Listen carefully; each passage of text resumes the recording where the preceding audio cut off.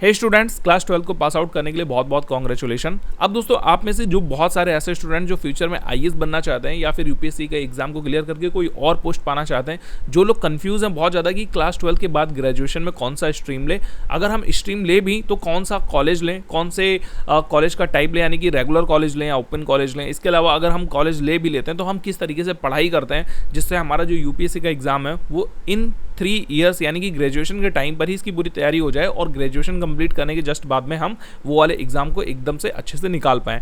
तो इसके लिए मैं पूरा रोड मैप बताने वाला हूं आपको। साथ ही में मैं आपको ये भी बता दूंगा कि आप अभी से यूपीएससी की तैयारी को कैसे स्टार्ट कर सकते हैं, यानी कि ग्रेजुएशन जब स्टार्ट होगा तब होगा, जब आप कोचिंग ज्वाइन करेंगे तब करेंगे, अगर करते भी हैं, अगर सेल्फ स्टडी भी कर रहे हैं तो कहाँ से करेंगे, यानी कि आपके A to Z UPSC civil services exam से रिलेटेड सारे के सारे डाउट जो कि क्लास 12 के बाद में किसी एक स्टूडेंट के मन में आ सकते हैं, सबके सब मैं यहाँ पर क्लियर कर दूंगा। और एक बात और बता दूं, अगर आप क्लास 12 में हैं या फिर क्लास 12 को आप पहले से पास आउट कर चुके हैं या फिर इन फ्यूचर में करने वाले, तो भी आप इस वीडियो को कंप्लीटली देख लो, क्योंकि आपके सिविल सर्विसेज एग्जाम से रिलेटेड जितने भी डाउट है ना भाई, वो सारे के सारे इस वीडियो में मैं क्लियर कर दूंगा। तो फटाफट से बढ़ते हैं। देखो, सिविल सर्विसेज एग्जाम के बारे में मैं आपको बताना चाहता हूँ। यूपीएससी और सिविल सर्विसेज एग्जाम दो बहुत अलग अलग चीजें हैं। यूपीएससी एक संस्था है जो कि सिविल सर्विसेज वाला जो एग्जाम है उसको कंडक्ट कराती है, और ऐसे ही कई और सारे भी एग्जाम कंडक्ट कराती है, एज लाइक जैसे ये सीडीएस का एग्जाम करवाते हैं, इसके अलावा एनडीए का एग्जाम कराते हैं, ठीक है, और भी हमारा जो सीएसई वाला एग्जाम है ये भी कराते हैं। सीएसई वाले एग्जाम को ना हम लोग मोस्टली आईएएस के नाम से जानते हैं कि आईएएस का पेपर है, ठीक है।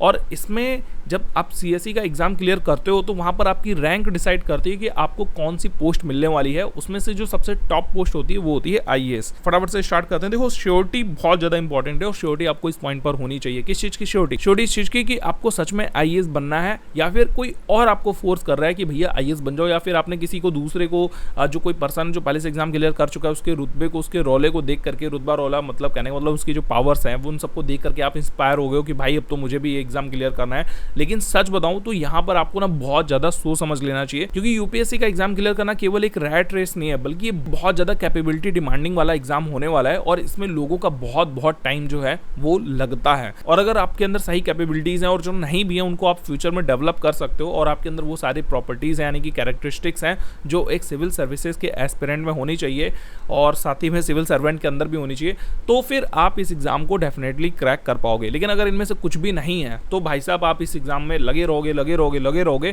और फिर फाइनली आपको पता चलेगा कि ये एग्जाम आपके लिए कभी था ही नहीं। तो इसलिए क्लास 12 के बाद में आप सबसे पहले श्योर हो जाओ कि आपके अंदर वो सारी चीजें हैं या फिर जो नहीं है उनको इन फ्यूचर में डेवलप कर सकते हो या फिर नहीं। तो मैं आपको फटाफट से बताता हूँ कि आपके अंदर कौन कौन सी ऐसी चीजें जो होनी ही चाहिए। तो सबसे पहली चीज ये है कि आपके अंदर एक डिसिप्लिन होना चाहिए। अगर आपने डिसिप्लिन को मेंटेन करके नहीं रख पाते हो या फिर आपको ऐसा लगता है कि आप डिसिप्लिन मेंटेन करने में काफ़ी मतलब कैपेबल नहीं हो, तो भाई साहब इस हैबिट को फटाफट से अपने अंदर डाल लो। एक फिक्स टाइम पर जगना, फिक्स टाइम पर खाना, फिक्स टाइम पर दौड़ना, फिक्स टाइम पर पढ़ना, फिक्स टाइम पर जो है फिक्स टाइम से फिक्स टाइम तक ही सारे काम करना, आपको अभी से हैबिट डाल लेनी चाहिए, अदरवाइज आपको बाद में दिक्कत होने वाली है। दूसरी जो चीज़ है वो है दोस्तों रूटीन। अगर आप रूटीन को मेंटेन नहीं कर पा रहे हो, ठीक है, तो आपको इसको मेंटेन करना सीखना होगा। तीसरी चीज़ है हार्ड वर्क। अब देखो, स्टार्टिंग में लोग बोलते हैं कि स्मार्ट वर्क करना हमें आना चाहिए, स्मार्ट वर्क से ही सारे काम चलते हैं, लेकिन मैं यहाँ पर बोलूँगा कि स्टार्टिंग में भाई साहब आपको हार्ड वर्क करना पड़ेगा, क्योंकि आप मिनिमम जो है 10 से 12 घंटे स्टडी करने वाले हो, जिसमें से आप एटलीस्ट 8 घंटे जो है यूपीएससी के लिए पढ़ने वाले हो, और साथ ही में 2 घंटे एटलीस्ट आप जो है अपने एग्जाम के लिए यानी कि जो आपका ग्रेजुएशन वाला एग्जाम है उसके लिए पढ़ोगे। अगर आप नहीं पढ़ोगे तो भाई साहब आपको यहाँ पर एग्जाम निकालना अभी पॉसिबल नहीं होगा। आपको पहले ग्रेजुएशन के लिए पढ़ना पड़ेगा, उसके बाद ग्रेजुएशन करने के बाद में आप स्पेशली तैयारी करने के लिए जाओगे। सो दैट मैंने बोला हार्ड वर्क आपके लिए काफ़ी ज़्यादा इंपॉर्टेंट है। हार्ड वर्क में ही स्मार्ट वर्क होता है। हार्ड वर्क और स्मार्ट वर्क दोनों अलग अलग चीज़ें नहीं है, ठीक है। हार्ड वर्क को जब आप अच्छे से करने लगते हो तो हम उसको स्मार्ट वर्क बोल देते हैं, अदरवाइज गधा मेहनत वाली मजदूरी को हार्ड वर्क तो वैसे ही बोला ही जाता है। चौथी चीज़ है दोस्तों वो है तेज स्टेबल माइंड। अगर आपके पास में तेज स्टेबल माइंड नहीं है तो फिर आप इस एग्जाम को क्रैक करने के लिए सोचो भी मत, क्योंकि यहाँ पर तेज माइंड की बात मैंने इसलिए कही क्योंकि अंडरस्टैंडिंग पावर आपके अंदर बहुत ज़्यादा होनी चाहिए। स्टेबल इसलिए बोली क्योंकि आप जब तक स्टेबल नहीं होगी, इधर उधर बहुत ज़्यादा उतावले होते रहोगे तो इस एग्जाम को क्रैक नहीं कर पाओगे। तो इन सारी चीज़ों को समझ लो कि आपके अंदर ये सारी चीज़ें होनी ही चाहिए। अब यहाँ पर तेज भी मैंने इसलिए बोल रखा है क्योंकि अब तेज का मतलब आपको ना प्रॉब्लम सॉल्व करनी है इन फ्यूचर में। आप आईएएस बन करके क्या करने वाले हो, आप आईएएस बन करके बहुत सारी प्रॉब्लम्स को सॉल्व करने वाले हो, तो उनके लिए आपका माइंड एकदम शार्प होना चाहिए, तेज होना चाहिए। इसके बाद में दोस्तों आपको जो अगली चीज़ चाहिए वो है लर्निंग कैपेसिटी एंड पेशेंस। अगर आपके अंदर भाई साहब लर्निंग कैपेसिटी है ही नहीं, आप रोज रोज कुछ नई नई चीज़ें नहीं सीखना चाहते, तो फिर इस एग्जाम में मत जाओ। क्योंकि आप जब हर दिन बुक्स को पढ़ोगे, हर दिन अपने सिलेबस को कंप्लीट करोगे यानी कि तैयारी करोगे, तो आपको हर दिन कुछ ना कुछ नई बातें पता चलेंगी। और उनको पढ़ते पढ़ते अगर आप बोर होने लग गए या फिर आपका मन नहीं कर रहा है कुछ नया सीखने का, नया पढ़ने का, रुक जाओ, मत करो इस एग्जाम की तैयारी। जो अगली चीज़ आपको पता होनी चाहिए वो है कंसिस्टेंसी, आपके अंदर होनी ही चाहिए। अब कंसिस्टेंसी इसलिए कह रहा हूँ क्योंकि ये एग्जाम क्रैक करने के बाद में भी आपको लाइफ में बहुत ज़्यादा कंसिस्टेंसी रखनी पड़ेगी। कि सबसे पहली बात तो आपको एग्जाम क्रैक करने के लिए बहुत ज़्यादा कंसिस्टेंसी चाहिए होगी। सुबह फिक्स टाइम पर उठ करके फिक्स टाइम से फिक्स टाइम तक पढ़ाई करनी है, फिर उसके बाद में खेलने भी जाना है, फिर लोगों के साथ बातचीत भी करनी है, फिर अगले दिन फिर वही रूटीन, फिर वही रूटीन। और ये चीज़ करते करते मान के चलो आपको 3 साल पूरे तो देने ही है। और खुदा ना खास्ता अगर आपका एग्जाम ग्रेजुएशन के जस्ट बाद में क्लियर नहीं हुआ, तो इन 3 साल की मेहनत को बचाने के लिए आप 1 साल और डेडिकेटेड मेहनत करना चाहोगे। यानी कि एटलीस्ट आप कम से कम जो है 4 से 5 साल की कंसिस्टेंसी तो दिखा ही पाओ अभी जो रूल फॉलो करोगे, यानी कि जो सिविल सर्विसेज वाले एस्पिरेंट फॉलो करते हैं वो। तो इतना अगर आपके अंदर काम करने की हिम्मत है तो ही भाई साहब इस एग्ज़ाम में जाना, अदरवाइज आप जो है इस एग्ज़ाम को अभी सोचो ही मत। अगली जो चीज़ है वो है क्यूरियोसिटी। क्यूरियोसिटी मतलब नई नई चीज़ों को जानने की इच्छा आपके अंदर होनी चाहिए। आपके आसपास में क्या घट रहा है, कौन कौन से लोग हैं, कौन कौन से काम कर रहे हैं, किस तरीके के देश से कैसा रिलेशन बना हुआ है, कौन सी घटनाओं पर क्या इफेक्ट पड़ रहा है, किन घटनाओं का क्या इफेक्ट हमारे डेली लाइफ पर पड़ रहा है, इसके अलावा कौन सी चीज़ें ऐसी हो रही हैं जो हमारे देश के लिए नुकसानदायक है, कौन से काम हम ऐसे कर रहे हैं जो देश को बेनिफिट दे सकते हैं। इन सब के बारे में आपको अवेयर होना चाहिए। और ऐसा नहीं कि ये चीज़ें ना हमने यूपीएससी की तैयारी के दौरान बना ली, आप थोड़े जिज्ञासु पहले से होने चाहिए इन सबको करके। अगर आप अभी बनाते हो तो फिर वो थोड़ा सा नकली वाला हो जाएगा, लेकिन ये है इससे काम चल जाएगा। आपके अंदर हो सकता है जो स्किल नहीं है वो आप डेवलप कर लो। जैसे आपके अंदर ये वाली इच्छा आने लग जाएगी कि आपके आसपास में क्या चल रहा है, आपके अंदर क्यूरियोसिटी बहुत सारी चीज़ों को लेकर के खुद ब खुद ही डेवलप होने लग जाएगी। अब अगर आपके अंदर लिखने की राइटिंग स्किल्स अच्छी नहीं है तो आपको इसको इंप्रूव करना पड़ेगा। आप लिखने से भागते हो, आप नोट्स नहीं लिखना चाहते, आप जो है कुछ क्वेश्चंस के आंसर नहीं लिखना चाहते, आप डेली एक छोटे से ऐसे का पार्ट नहीं लिखना चाहते, तो आप इस एग्जाम में मत जाओ। कहने का मतलब अगर आपको लिखना पसंद नहीं है तो आप इस एग्जाम की तैयारी करो ही मत। और अगर करोगे भी तो फिर आपको राइटिंग स्किल्स डेवलप करनी पड़ेंगी। लिखना पसंद नहीं होना एक अलग बात है, लेकिन अच्छे से लिखना, जो लिख रहे हो उसको बहुत कलात्मक तरीके से प्रेजेंट करना, अपने विचारों को बहुत अच्छे तरीके से सामने वाले को दिखाना, वो भी आपको सीखना पड़ेगा।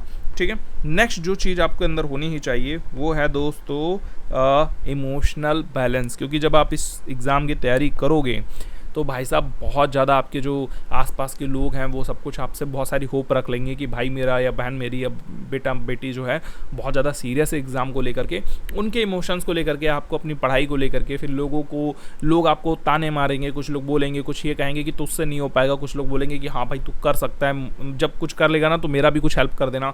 तो इस तरीके से बहुत सारे लोग आपको अलग अलग तरीके के मिलेंगे।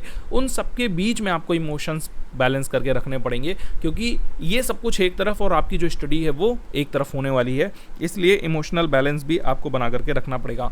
तो ये सारी चीज़ें आपके अंदर होनी चाहिए, प्लस कुछ और चीज़ें हैं जो आपके अंदर नहीं होनी चाहिए, उनके बारे में भी बात कर लेते हैं। क्योंकि बहुत से लोग जानते ही नहीं है कि क्या होना चाहिए क्या नहीं होना चाहिए। तो यहाँ पर देखो मैं बता रहा हूँ, ओवर कॉन्फिडेंस वाले लोग जो हैं इस एग्जाम में ना चाहे, जिनको बहुत ओवर कॉन्फिडेंस रहता है अपने ऊपर। दूसरी चीज़, जो लोग बहुत इजीली डिस्ट्रैक्ट हो जाते हैं, एज लाइक रील्स बहुत देखते हैं और नेटफ्लिक्स बहुत देख रहे हैं, मूवीज़ देख रहे हैं, गेम्स खेल रहे हैं, गेम्स नहीं छोड़ पा रहे, ठीक है, वो छोड़ नहीं पा रहे, उनके अंदर एक डिस्ट्रैक्शन है, वो कोई भी काम इन चीज़ों की वजह से छोड़ देते हैं, यानी कि वो डिस्ट्रैक्ट रहते हैं, वो ना जाएँ, या फिर डिस्ट्रैक्शन को पहले अवॉइड करो, उसके बाद में इस एग्जाम की तैयारी शुरू करना। तीसरी चीज़, जो लोग बहुत ज़्यादा प्रोक्रेस्टिनेट करते हैं, आलसी हैं, लेजी हैं, कल से कर लेंगे, परसों से कर लेंगे, 10 दिन बाद कर लेंगे, पड़े हुए हैं, ठीक है, तो भाई साहब जब तक आप प्रोक्रेस्टिनेट को छोड़ नहीं देते तब तक इस एग्जाम में मत जाओ, या फिर सोचो ही मत कि एग्जाम तुम्हारे लिए है भी। और अगर इसको छोड़ करके एकदम कमर कस के तैयार बैठे हुए हो कि हाँ भाई मैं ये सब कर सकता हूँ, मतलब प्रोक्रेस्टिनेट छोड़ सकता हूँ, मैं डिस्ट्रैक्शंस को अवॉइड कर सकता हूँ, तभी इस एग्जाम की तैयारी सीरियस वाली समझना कि तुम कर सकते हो, ठीक है।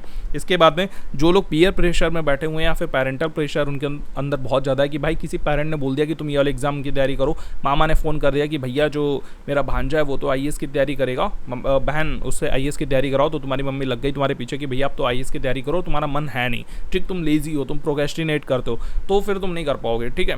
कहने का मतलब दूसरे के प्रेशर में अगर आप ये एग्जाम की तैयारी कर रहे हो तो मत ही करो यार, ज़्यादा बेटर है। अगली चीज़, अगर आपके अंदर फेल होने से डरना आपके अंदर मतलब फेलियर से डरते हो तो फिर मत करो, क्योंकि इस एग्ज़ाम में बहुत कम चांसेस हैं आप इसमें पास हो पाओ।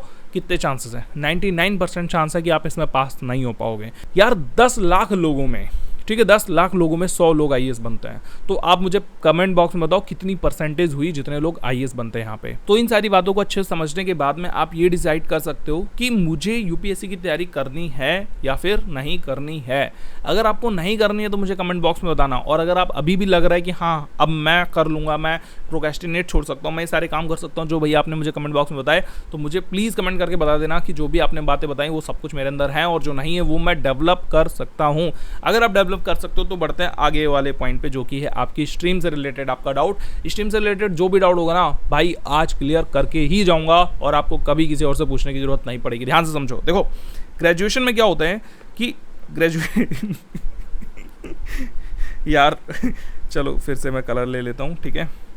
ग्रेजुएशन में देखो क्या होता है कि ग्रेजुएशन जो है लोग दो तरीके से करते हैं, क्योंकि एक तो यूपीएससी के लिए ग्रेजुएशन होना मैंडेटरी है, इसलिए लोग बस ग्रेजुएशन करने जाते हैं, और दूसरे लोग नॉलेज के लिए ग्रेजुएशन करते हैं। तो जो लोग केवल यूपीएससी के लिए तैयारी करना चाहते हैं, फ्यूचर में श्योर है कि उनको कुछ और करना नहीं है, उनको बस एनी हाउ यूपीएससी का एग्जाम ही क्लियर करना है, तो उनके लिए जो सबसे बेस्ट डिग्री होने वाली है, यानी कि बेस्ट स्ट्रीम होने वाली है, वो है भाई साहब BA।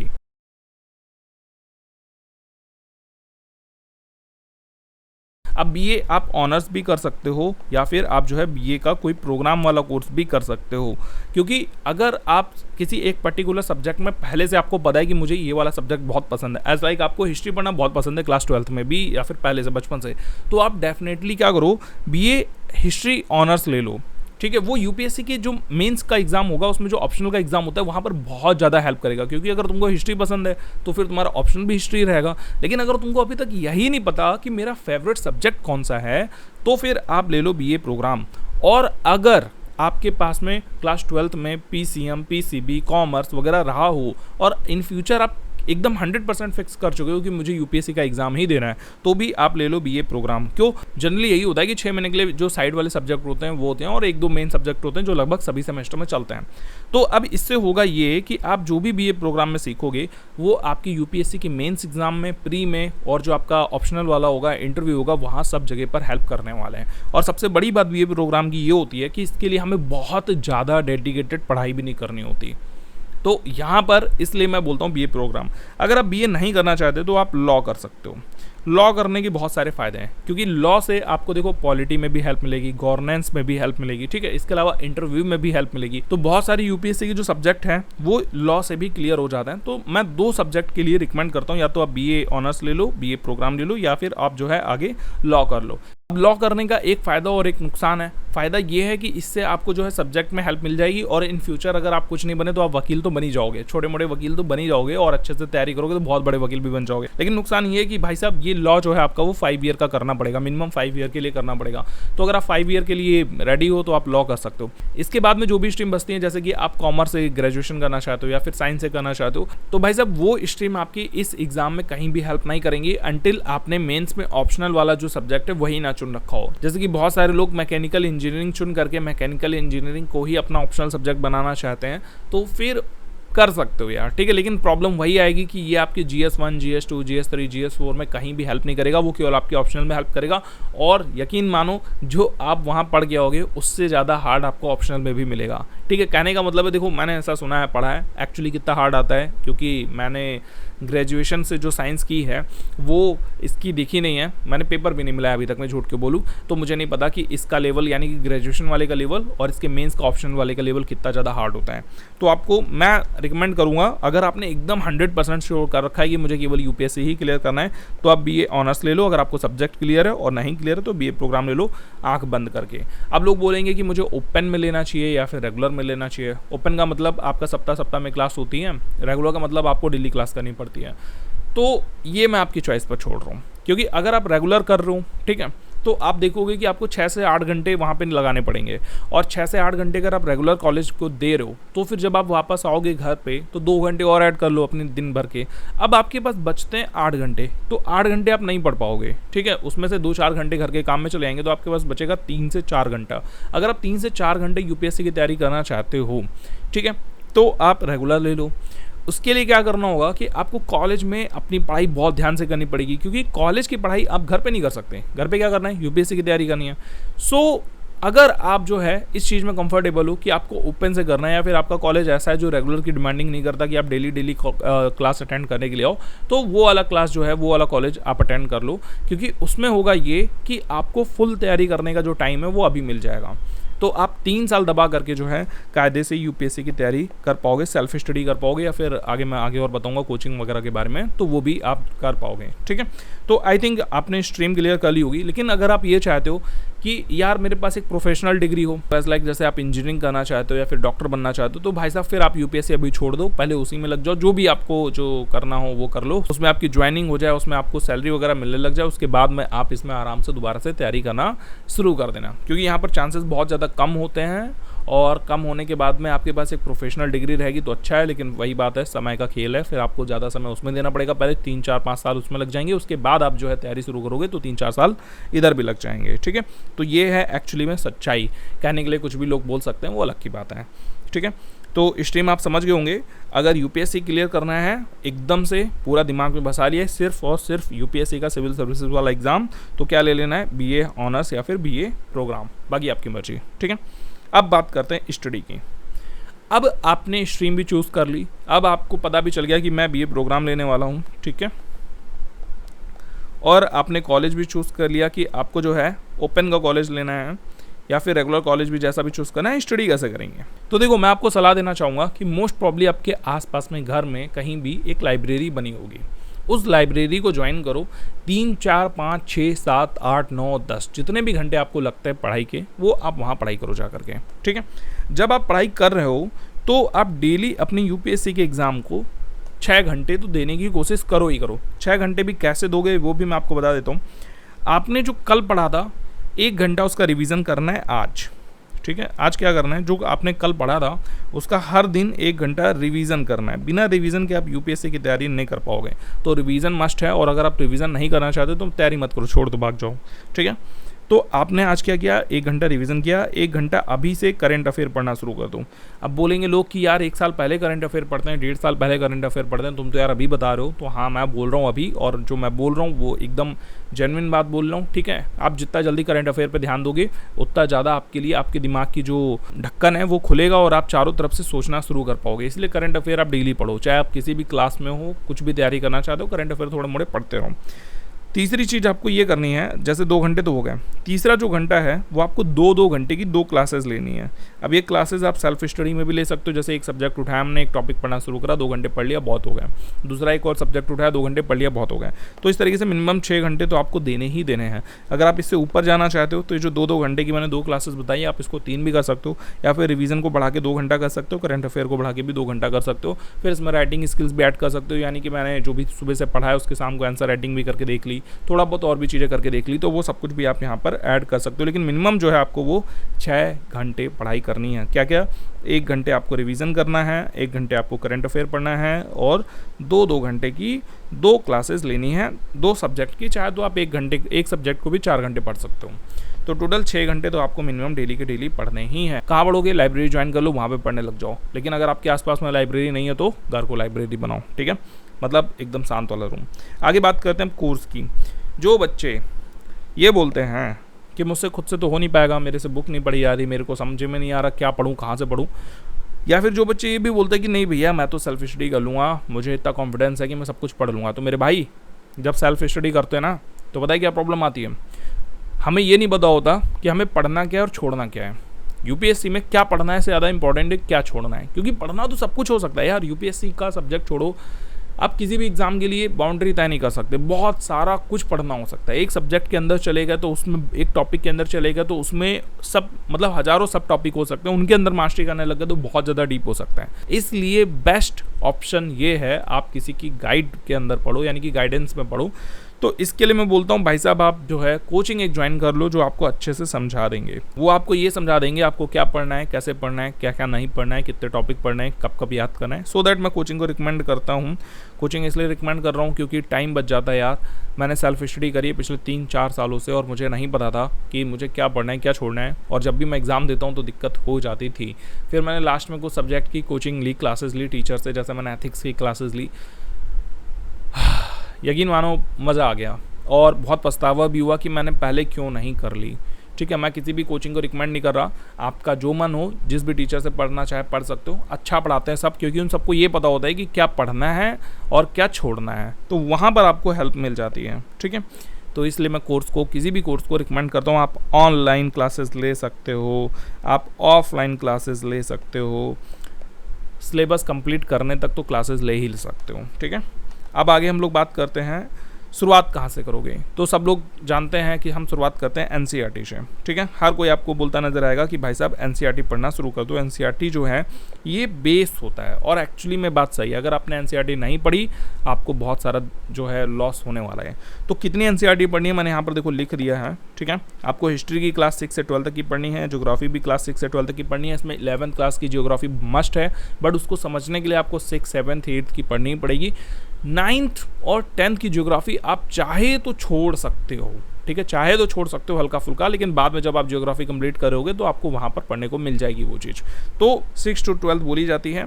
12th वाली ज्योग्राफी में ह्यूमैनिटीज़ वगैरह है। ठीक है, मतलब ह्यूमैनिटीज़ नहीं, ह्यूमन ज्योग्राफी है, वो भी काफ़ी इंपॉर्टेंट है, और वो इतनी ज़्यादा इंपॉर्टेंट है अगर आप अभी क्लियर नहीं करोगे तो आपको बाद में क्लियर करनी पड़ेगी। सो सबसे ज़्यादा इंपॉर्टेंट है क्लास 11th की, जो कि ज्योग्राफी का बेस है। उसके बाद में उसको समझने के लिए आपको 6 to 8 पढ़नी पड़ेगी। 9, 10th की भी पढ़ लेना, काफ़ी अच्छी है। फिर पॉलिटी 6 to 12 तक की आंख बंद करके सारी पढ़ लो। इसके बाद इकोनॉमिक्स, इसमें 9 to 12 तक की आपको इकोनॉमिक्स पढ़नी है, लेकिन मैं रिकमेंड करता हूँ कि यार आप 9th की पढ़ लो, 10th की पढ़ लो, 11th और 12th की इकोनॉमिक्स की बुक एनसीईआरटी की मत पढ़ो। किसी और राइटर की बुक पढ़ लो जो एनसीईआरटी बेस्ड हो, जिन्होंने टॉपिक को बहुत डीपली पढ़ा रखा हो। क्योंकि 11, 12 की जो इकोनॉमिक्स है उसकी जो लैंग्वेज है भाई, मुझे तो बिल्कुल पसंद नहीं है। ठीक है, पर्सनली मुझे पसंद नहीं है, किसी और को पसंद हो सकती है तो वो अलग की बात है, बट मैं तो रिकमेंड नहीं करता। इससे अच्छा आप किसी और के नोट्स पढ़ लो, वो ज़्यादा बेटर रहेंगे। ठीक है, साइंस आपको 6 to 10 तक की पढ़नी ही पढ़नी है।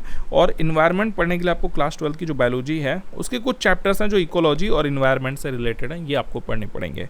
ठीक है, तो अगर आप जब भी कभी पढ़ने का मूड बनाओ कि हाँ भाई मुझे आज से तैयारी शुरू करनी है, तो आप ये पढ़ना शुरू कर दो।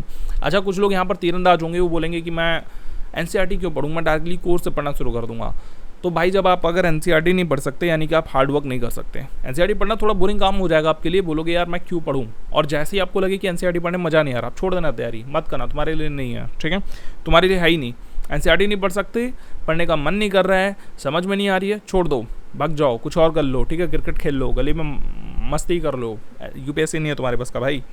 और अगर एनसीईआरटी पढ़ने की इच्छा नहीं कर रही है, क्या आंसर है इसका, पढ़ना पड़ेगा, पढ़ो। ठीक, तो ये हैं दोस्तों कुछ पॉइंट जो कि मैं आपको बताना चाहता था यूपीएससी की तैयारी से रिलेटेड। ठीक, बहुत सारे लोग मुझसे कमेंट करके पूछते रहते हैं कि आप यूपीएससी की तैयारी कर रहे थे, क्या हुआ। तो मेरा जो हुआ वो आपको थोड़े दिन में पता चल जाएगा, देखने को मिलेगा। लेकिन अभी जो बच्चे क्लास 12 पास आउट करके यूपीएससी की तैयारी करना चाहते हैं, उनके लिए मैंने जो भी बातें बताना जरूरी समझा वो सब कुछ मैंने यहाँ पर बताया है। आप लोग मुझे कमेंट करके बताओ कि जो भी मैंने बातें बताई हैं वो चीज़ें आपको क्लियर हुई या फिर नहीं। कोई और भी अगर डाउट है तो मुझे कमेंट बॉक्स में बताना, मैं उस पर भी जल्दी से जल्दी वीडियो लेकर के आऊँगा।